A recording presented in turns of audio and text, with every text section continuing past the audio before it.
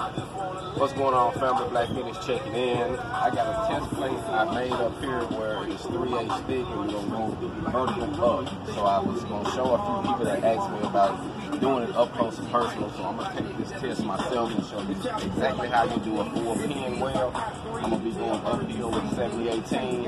And that's how we're going to do it. Like I said, it's a 3/8 plate. This is a test plate. I got it beveled. Everything's beveled. It's clean. Going to show you how to get the real scale out to make sure you got a good clean surface. And now this is for like when you're taking the test. So I want to make sure that I give you a good example. So when you're taking the test, you want to make sure it's good and clean. So now I'm going to jump into this, man, and show you how you start it off and how you get it done. Let's go.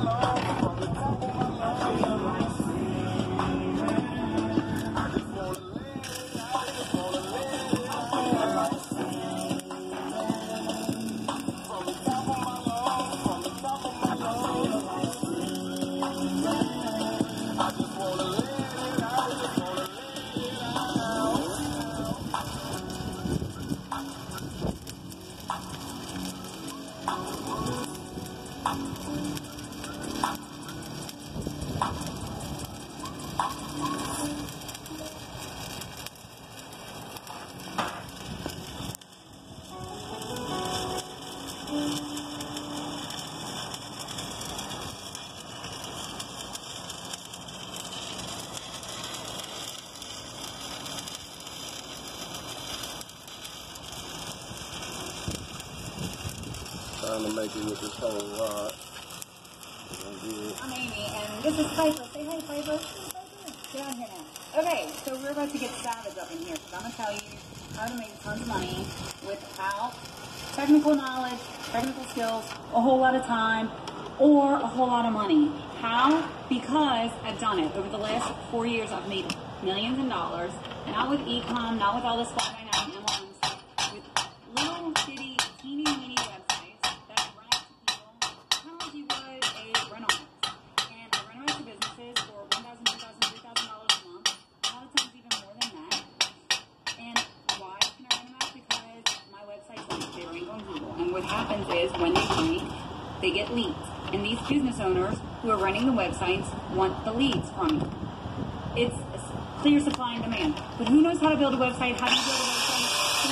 It's super easy.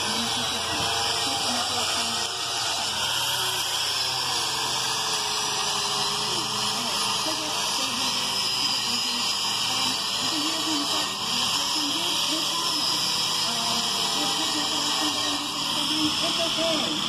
Why? Because you can do this in literally an hour a day. Now, if you see that, I put a good root pass in there, so I got a morning, good if you root. work nights, don't make excuses, Now I'm just gonna do run a it. filler Jump in. pass. I'm going to show you the process. Super cool. You can also do it with little Got a money. good root going on, and now I'm gonna run a good filler pass. You got $10 a month. And like I said, I'm gonna give you an example on how it's done. It's good to take some time. Watch the training. You can also come around the back. Don't know how long we're gonna You can hold also see some of the penetration from around the back, how I got good penetration, even though I got to clean this out and weld it up again, but you still can see that it got good penetration. But here's what I will say, is that if you follow my processes, you put it into a... So normally you also want to then chances are give that it a you'll be little time to successful. let the plate Just have to cool have a little down bit so of the work plate ethic, don't get work too smart. hot, and that way worry it about don't the fall back technical on you when stuff. you As long weld as it. you've So got an hour a that's day, a plus too. or an hour a week, Set it for that right. matter, and maybe $10 in your pocket, this is probably something you can do. Check it out.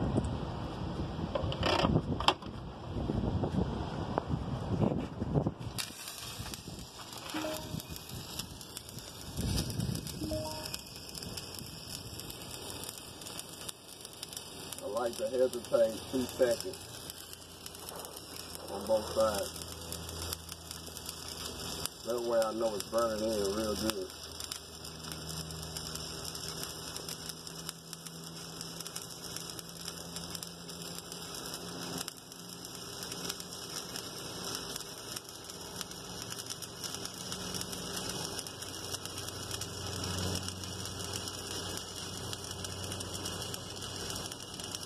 That hesitation works wonders on killing undercut. So if you're a person that tends to get undercut a lot, you're just not hesitating long enough.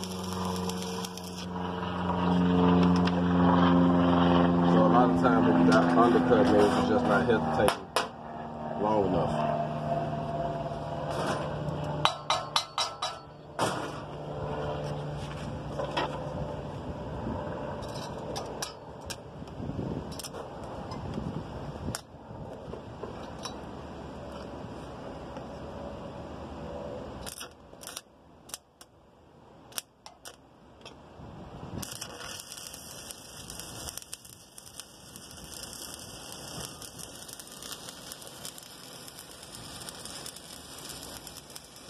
Picked up a used rod instead of grabbing a new one.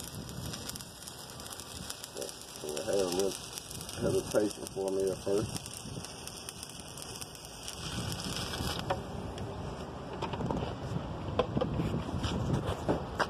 That's my second filler pass.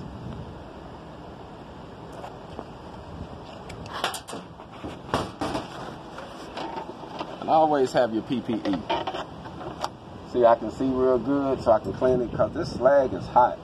And I'm telling you, if you pop this stuff and it hits your fucking skin, it sticks. I'm letting you know. So you don't want that. So always have your proper PPE on.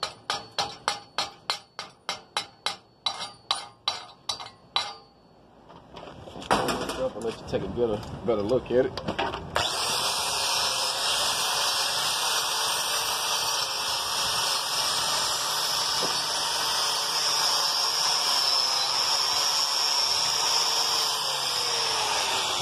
Better look at that.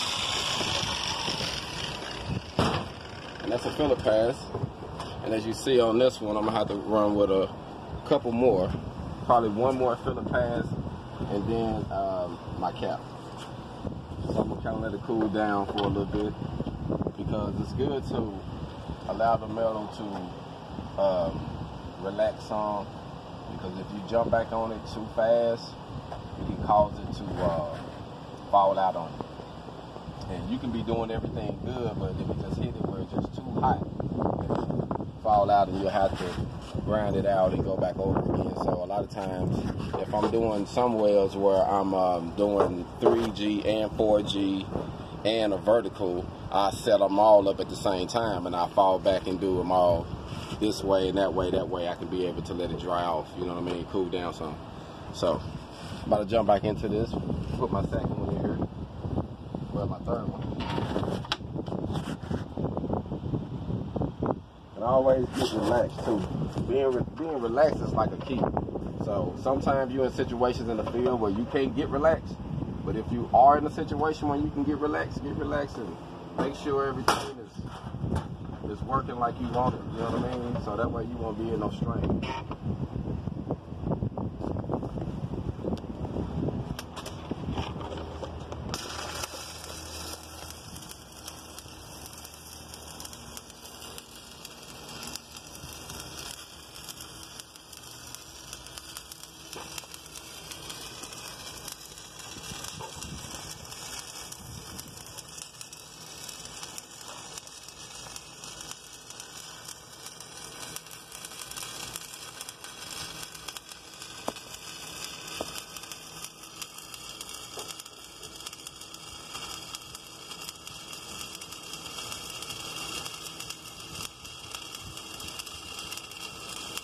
I like to hesitate with this tool, doing my same, my 1, 2.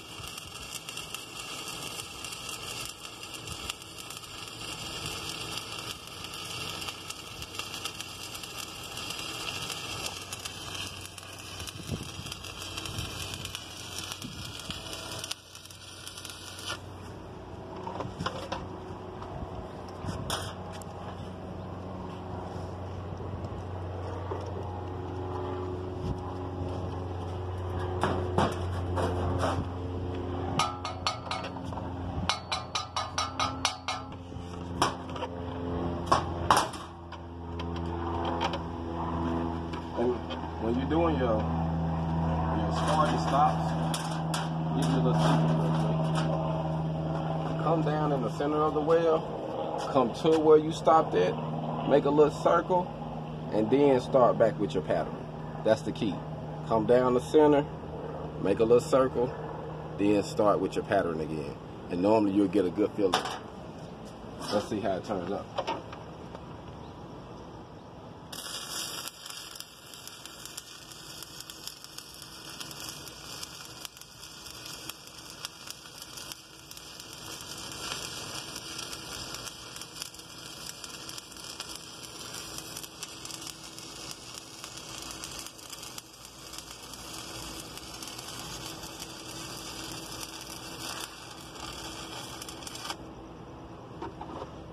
Let that cool off.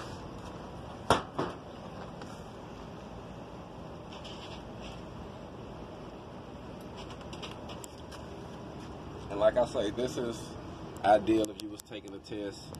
You know, I'm going a little faster than someone else, you know. But one thing too, when you get in there and you're taking your test, don't be nervous. Take your time, relax, and know that you got it.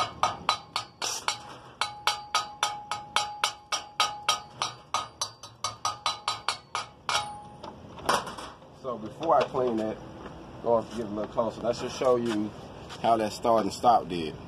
You can't really tell where I stopped it. So I'm gonna clean it up a little bit.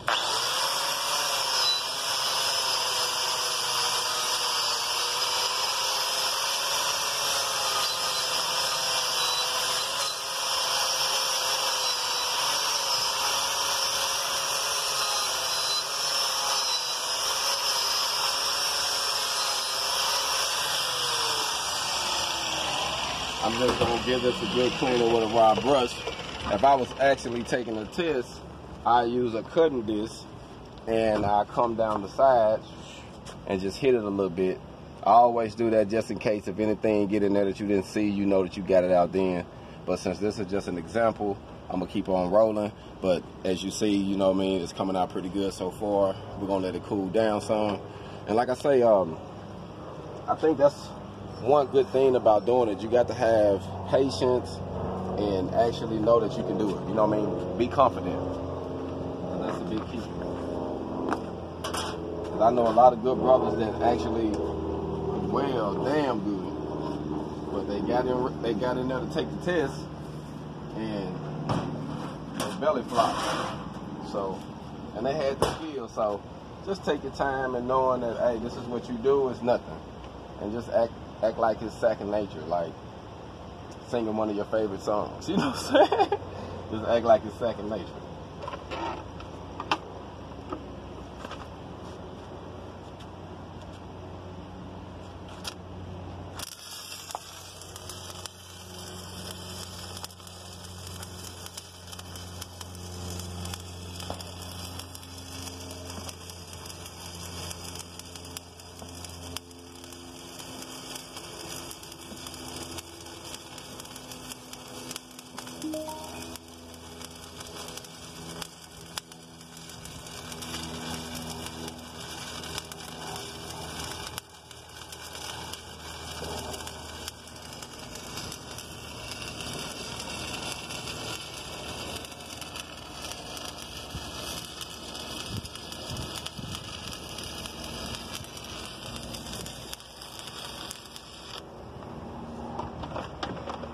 Kind of got uncomfortable, so I stopped right there. Anytime you get uncomfortable, get relaxed and jump back in it. Because that's the key of getting a good cap. And normally when you're doing your cap, you're always going to run through a few more beads than you normally do because you want to really hesitate to get a good, you know, a good nice cap.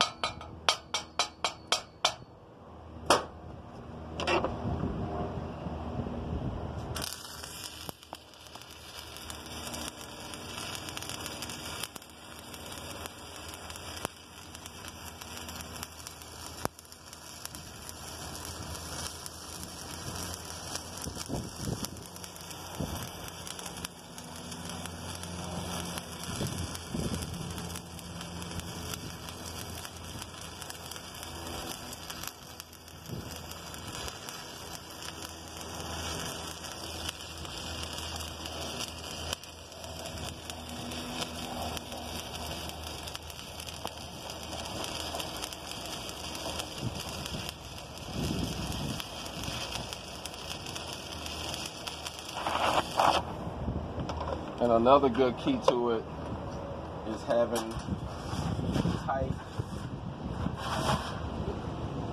a tight arc gap. So when you get your metal, when you're putting your rod to it, you want to go as close as you can, because if you go too far away, you'll get a lot of splatter. And as you see, I don't have a lot of splatter on here because I got a real tight gap on my arc. So keep that in mind too, and that'll keep you from, you know, when you're done, you got less cleanup to do too.